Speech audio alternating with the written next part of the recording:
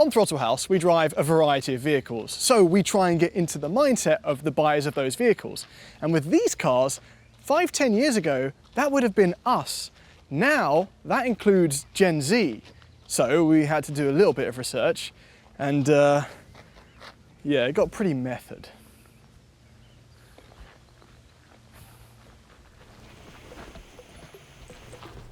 What's up, fam? I respect your pronouns, but I don't respect you as a person.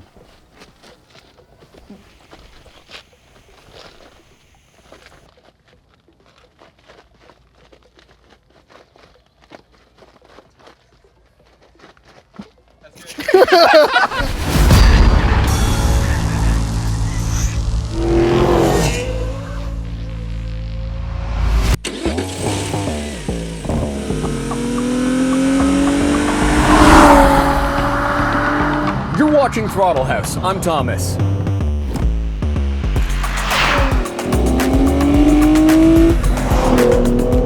And I'm James. And it's time to figure out which affordable sports car you should buy.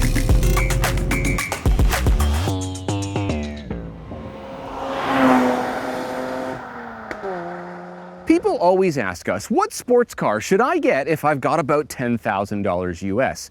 And our answer is always the same. You should get a Subaru BRZ or a Scion FRS because they're great and you can get them for about $10,000 US. But maybe you want something that's a little bit more luxurious, but still sporty.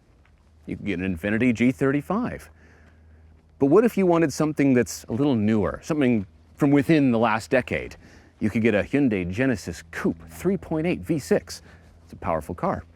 Or maybe you want something that's a little bit weird and quirky and fun, something that doesn't have any cylinders at all. You can get a Mazda RX8. But only one of these cars actually almost got my money back in the day. It was the Infiniti G35. So I'm gonna go for a little drive.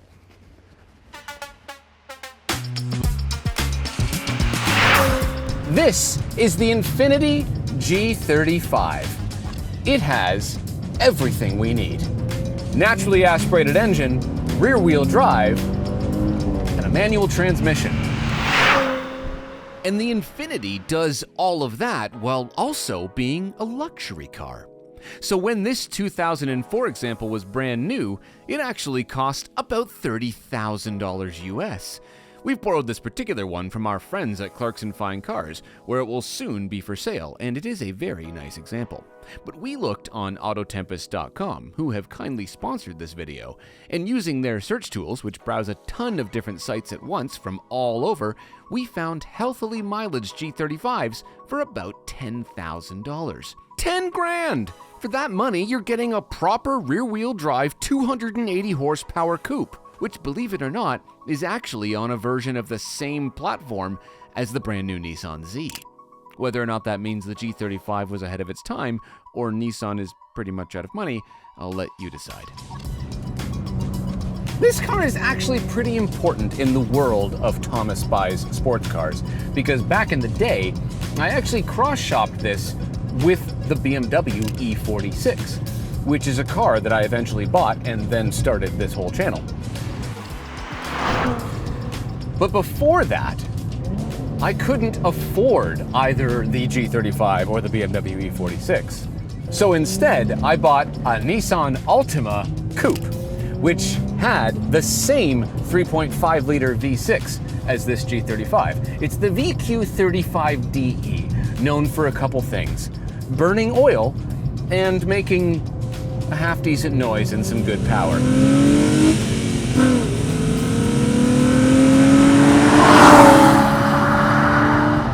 It's not slow, it's just quick enough. And the biggest difference, now that I'm in this after many years, compared to my Altima that I owned, was that that had a CVT. This has a manual transmission. Yeah, that's a lot nicer, because it's a good manual transmission. This whole drivetrain is just like the 350Z, which is a pretty good little sports car.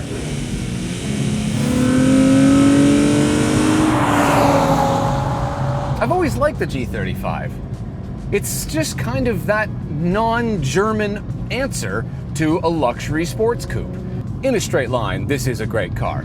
Lots of power, decent noise, manual transmission, clutch is a bit heavy, but other than that, it's really fun to drive. But the thing that interests me most about this car was that it is a fundamentally well-designed, good-handling car. It actually says advanced front midship on the fire blanket above the engine.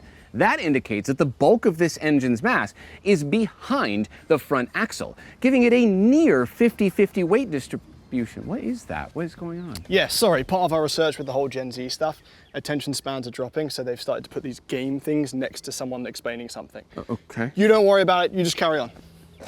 Okay. Anyway, as I was saying, the handling of the G35 is very good. Maybe a little bit spicy if you don't know what you're doing, because that near 50-50 weight distribution actually resulted in me spinning out in one on a test drive back in the day. Sorry, Guelph Nissan. Yeah, I never told you that, but it's okay though, because of the statute of limitations, I'm protected. Yeah. Yeah, sorry. Did you say statute of limitations? Yeah, the statute, it protects you. No, it's a statute. It's the statute. Statute. Do you think there's a physical statue that protects you? It's not even a word, it's a statue. It protects you, it's strong. It's got a shield and stuff. Is it not statue?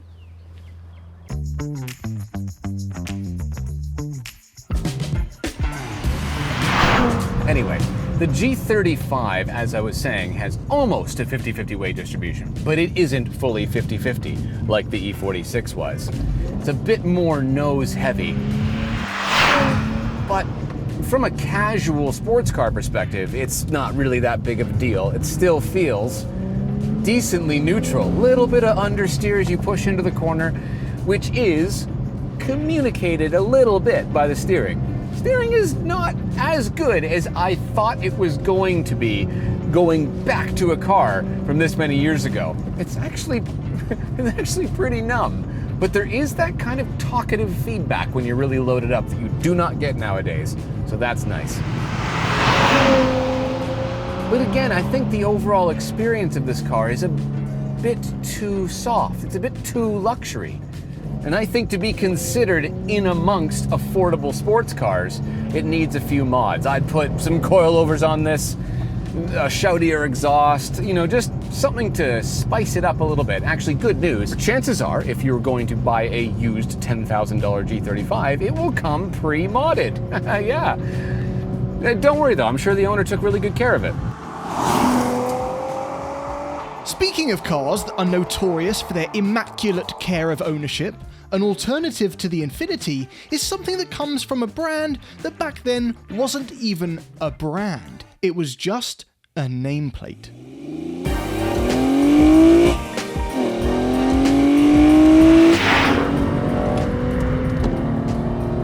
Unlike the Infiniti, which is just a luxury car turned coupe, this is a dedicated sports car.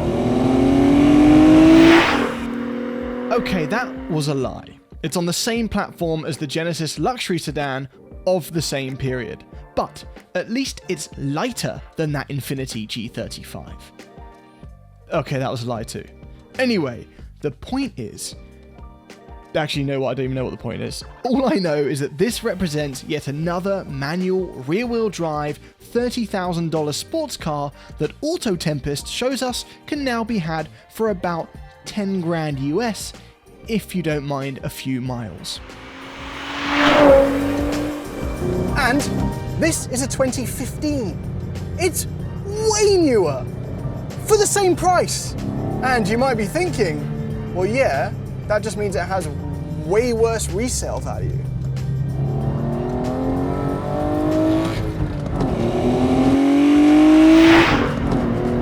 It also has more displacement than that Infiniti. This is a 3.8 litre naturally aspirated V6. There was a 2 litre turbo, but this is very much the coveted engine. And even though I said it's a dedicated sports car, it's not nearly as light as something like the FRS or the Subaru BRZ. However, those cars have 200 horsepower. This little Hyundai has 348. I really didn't know what to expect with this car. And now that I'm in it, I can tell you the absolute highlight is the engine. It really pulls, and it sounds good.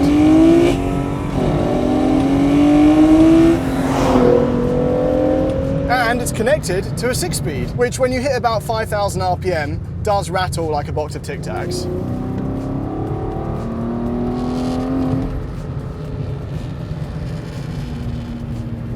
But, and some of the shifts do feel like you're cocking one of those Time Crisis arcade guns. Yeah, not expensive feeling, but joyful. And I think that defines this car. Not inexpensive, but joyful. Does it handle like a BRZ or an 86? No, not even close. You can absolutely feel the weight. The steering's a lot more disconnected. When Hyundai came out with this car, they put thinner front tires on so it would understeer a bit more for safety, but that translates to not really knowing what's going on with the front end, and add the fact that it's hundreds of pounds heavier than the 86 twins. And what you have is still a very honest rear-wheel drive, manual, naturally aspirated Hyundai Genesis Coupe.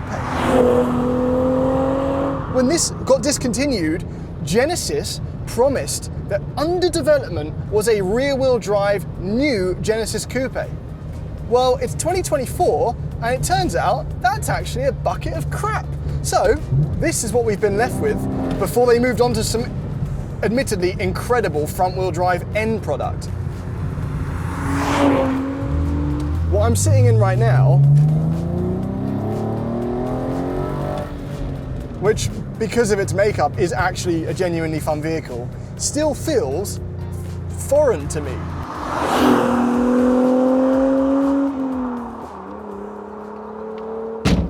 It's so strange to me that this has a Genesis badge. Like, I now associate Genesis with Bentayga lookalikes and just fancy luxury. This is a sports car. You could get in a lot of trouble with one of these. Yeah, I know you could. You could definitely get in a lot of trouble in a test drive circa 2012. Did you spin out in one of these as well? I did, yeah. Actually, I spun out in a test drive one, yeah. No statute to protect you? No. Okay, why don't I drive us both in the next car then? It's probably for the best, actually. Yeah. Okay. The next car being the more weird and wonderful member of the group. Half doors, katanas lining the center console, and an engine with no traditional cylinders at all. And unlike the other two, it is on its own dedicated sports car platform. It's the Mazda RX-8. It too was 30 grand US when new, but Auto Tempest now shows they can be had for the same 10-ish grand US. Or if you're dumb and you don't know how unreliable rotaries can be, even cheaper.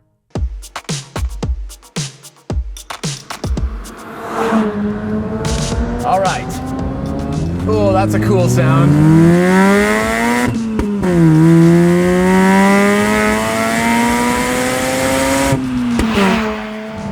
Okay, in the RX-8. I like that.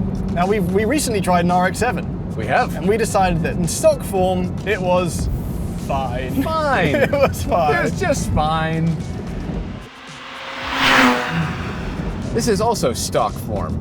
It is. It's actually very clean. It is extremely clean. And the owner of this bought this last year for 9,000 Canadian. That's such a steal for... I don't know what other party favors he did for this as well. I know, right? Well, actually, the owner of this, who's Alex from Clarkson Fine Cars, he actually owned one of these before this one.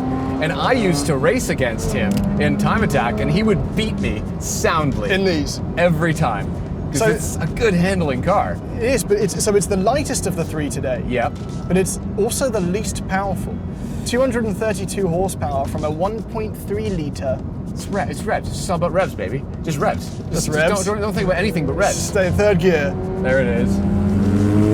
Wind it up, wind it up, wind it up, wind it up.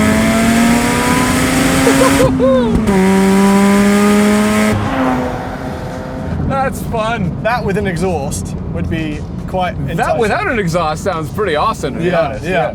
The shifter feels, so first of all, it's the shape of a Dorito, which I kind of love. Yeah, actually, it's funny. My NC shifter broke when I had an NC Miata, so I had one of these shift knobs, and so it's very familiar to me. This feels like a Mazda of its time, in a good way. Yep. The shifter is good. The steering is good. Yeah. It's gooder than your ND Miata. That's not true. Yes, it is. It's not true. No, there's more feedback. Yeah, but there's Yeah. less everything else. There is. Oh.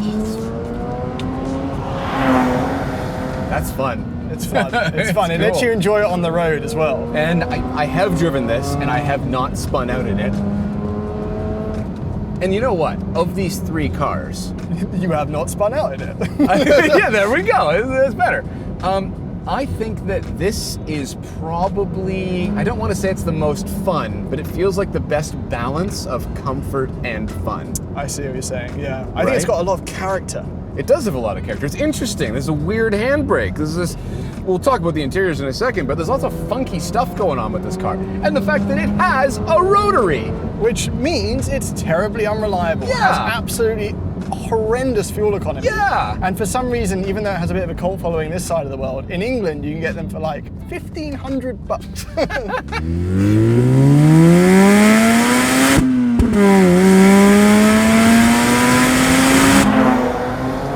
To me, knowing that this is sort of a less reliable NC sedan, almost. Yeah.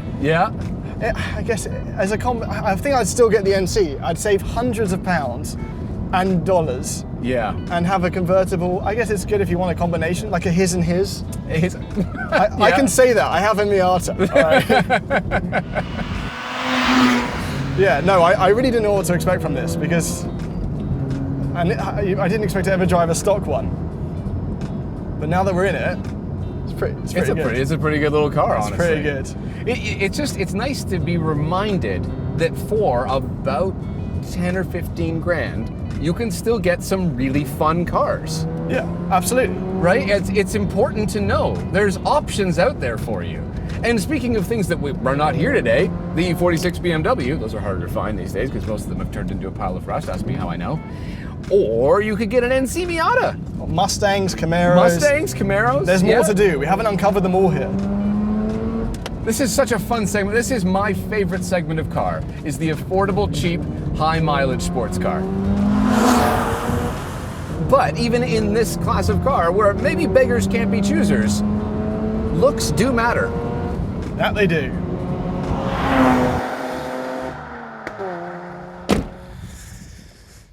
Okay, before design things are discussed, I just Yeah. want to say I'm so pleasantly surprised. By all 3 of them? By all 3, specifically the power plants.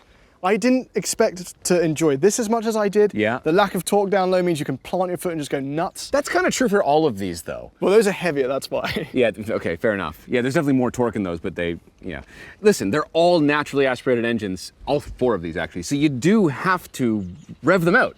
You have to drive them. Yeah. It's cool. And if you do that too hard in the Genesis, it does grind pretty much on every downshift and upshift. Yeah, it does do that. And it reminds you that the transmission's one of its low points. Yeah. But then, I still like it. It's such listen. a value. 2015 and it's like, you know. Okay. Can we discuss design? Go now? on. Yeah. I don't like this. Wow. I'm glad I was just singing its praises. No, it's the most sports car here, I think. Yeah, I Right? agree. It looks a bit generic. The vents are fake on the front here. It's just, this is from an era of Hyundai where they were just like, we don't know what we're doing. So they're just like, throw that design element and this design element and put it all together and then it's just this. I don't know. Yeah, if this car could see the Genesis Concept X, whatever it's called, that coupe. Oh, yeah. Now it would be like, oh, That's what I'm gonna that's do. cool. Yeah. Okay. But then look at what Hyundai's doing now. That Ioniq 5N looks epic. It does look very good. They have learned a lot. This is not my favorite era, but something like this doesn't exist in Hyundai's lineup anymore. No. Right? This is a powerful rear-wheel drive manual car. Nothing like this exists That's anymore. genuinely powerful. 348 horsepower. It's a seriously quick car. I'm not sure about the aftermarket wheels on there. I kind of prefer the stock ones, but yeah. Oh, have you ever been on a KDM Facebook group? I'm pretty sure this is the law. It's the law. Yeah, you have to do that, and some sort of lime green or pink has to be added in some way. And like 18 shark fins. Yeah. Yeah, so this is basically stock as far as KDM goes. Yes. And then you've got the Infiniti. This is the best looking car here. This is the best looking car here. That's right, I said it. This looks like it should be in Champagne outside of a real estate office. I'm not going to argue with that because that is weirdly Look accurate. how soft actually. it is here. It's gone. Listen, It's simple. There's nothing extra. It They're is. just like, we're gonna make a coupe, and they did. They put a little wing on the back, some simple wheels. It's GTR vibes. The wheels. Yeah, I agree. The Brembos with the it looks like the R35. It's good. It's clean. It's nice. It's good. I like it. Yeah, but have you seen the RX8? Listen, It's a bit rude, boy. It's never really been my favorite. No. No, I don't like the two-door thing. I don't like the headlights or the taillights or the wheels or the hood or the Anything. like, Or its whole personality. I've never really liked it, honestly. I'm much more of a fan of like just simple profiles in cars, and this has always had too much going on. The problem the RX8 has is it lives in the shadow of the RX7. Yes, and which the RX is clean, simple, undeniably classic design, right? Beautiful. All right, let's have a look at the interiors, starting with the value that is the Genesis 3.8. Okay. Okay. The value. Oh, so value. Come on, it's not that old. No, it has it's not. serious power Why does it numbers look so old then? because it's the value. That's the value. Okay. When I spun one of these out, I was actually comparing this to a BRZ back in the day. Okay. Well, to be fair, it was the 2-liter turbo. I couldn't afford the 3.8. Right. And I couldn't bring myself to desire this car because I hated the interior so much. And I feel really bad saying that because you're getting a lot of performance for the money, honestly. It's serious performance, actually, from this car. It might even win in a straight line out of all of these. Probably would. But like, I hated this, and then these, the way that the buttons are on the side, the gauge cluster. It does look like they forgot to bring them out. It's just weird. But it creates more room.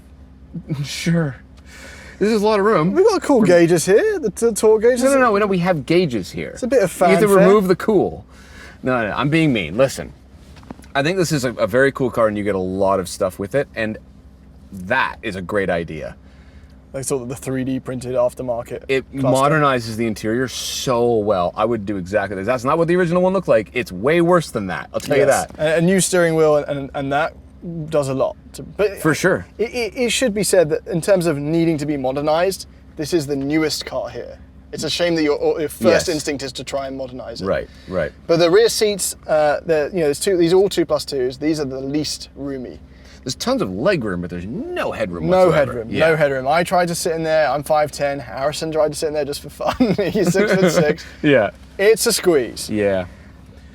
I don't know. Yeah, this is indicative of Hyundai at this time. Yes. Right after this car stopped being made, they did this in design and look quality. at what a Genesis. Look at the Genesis GV70's interior. It's in a different universe. spaceship. Right?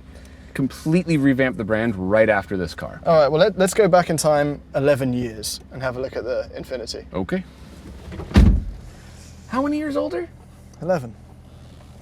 This is clean. It's Yeah, really come clean. on, right? It's not just clean, it's clean physically and clean in design. When our guy from Clarkson called us and said, hey, I think I've got the cleanest G35 in the country, I thought it was hyperbole. But this particular one looks like it came off of the showroom floor.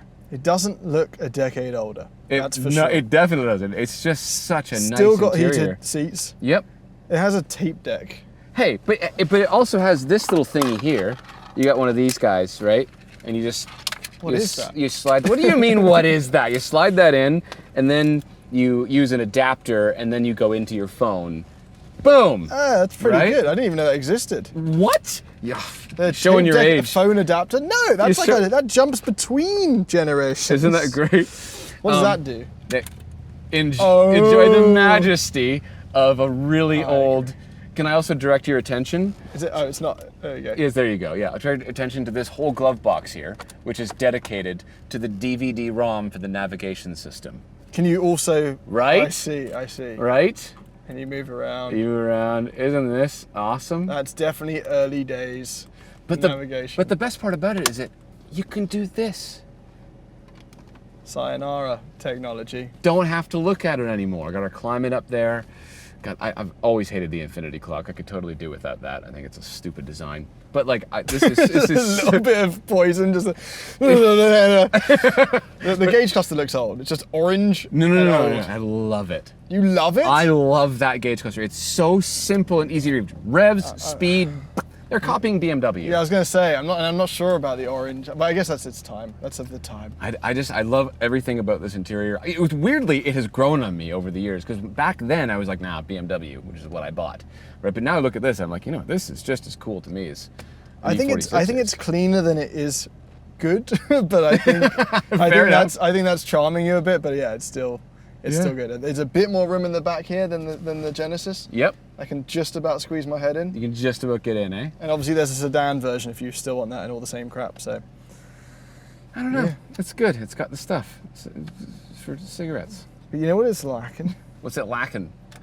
A character that exists to make up for that lack of reliability. To the RX-8. Okay. All right, hang on. What's that? Oh, yes, the suicide doors are very cool. It's a Ferrari Purosangue. That's exactly what it is. That's all this is? That's exactly Look what at it that! Is. Yep, That's very cool. All right, get in the car. Nah, it is pretty cool, actually. I do like that. All right, so this has never been my favorite interior. I don't like these kind of plasticky, shiny Mazda interiors from this era. It's actually one of the reasons I got rid of my NC. But it's the era, as you said. It's from this time. Yeah. It's not bad, though. It's kind of fun. No, this splits the difference between the other two in terms of age. This is 2010 looking right at you. Yeah. We've got the katanas coming down the middle. We've got a handbrake that looks like a hilt of a sword. It's very good. I feel like Captain Hook. Why? I don't know. I just want to kill Peter Pan. Yeah, this is I don't know what to say. It's a sports car interior. I mean, for the money, I don't really care.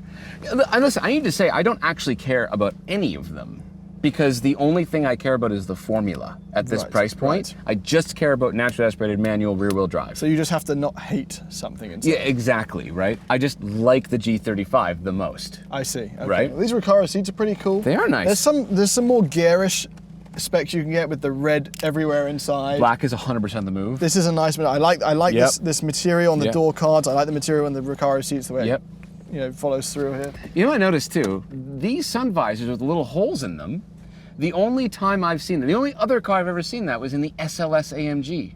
There you go. This is a Ferrari Purosangue AMG SLS in design, and you said you didn't like it. Well, I don't like the design of the doors, but I like the doors themselves. This looks like a CD.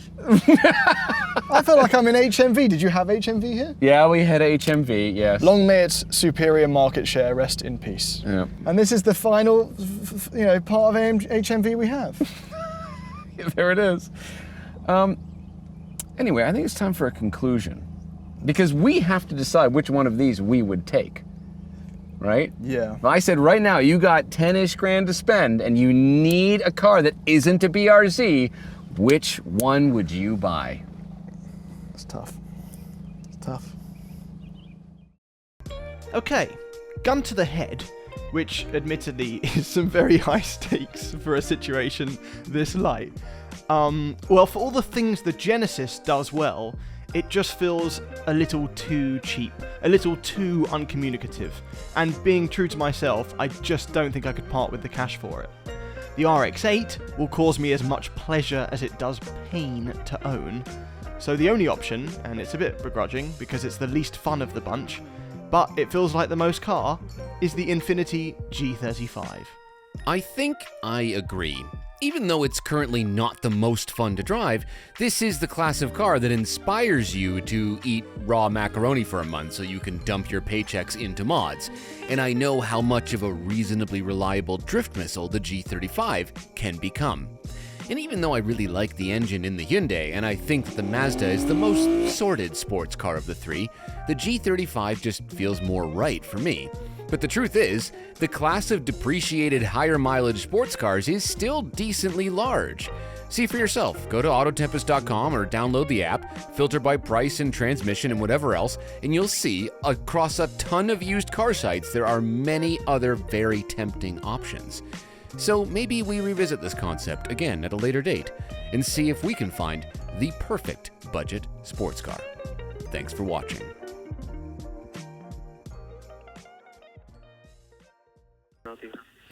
Yes, hi there. I came in last time and I bought a blonde wig, and it was amazing. Hello, can you hear me? Yeah. Yeah, sorry. I came in last time and I bought a blonde wig and I transformed into an actress. It was wonderful. I just you guys still sell wigs, right? Yeah. I'm looking for one. It's slightly hard to explain. Do you know that fuck boy look? A wig close to that?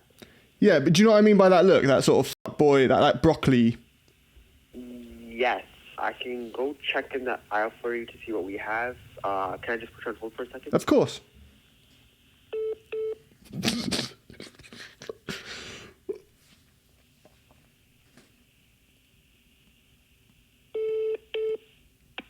Hello? Hello? Sorry, I went to go have someone check. No, we don't have anything close to that. And as a matter of fact, we're actually out of blonde wigs as well. Oh, wow.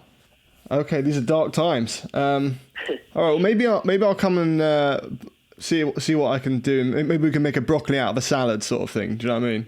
Okay, no worries. Okay, all right, thanks. See you soon.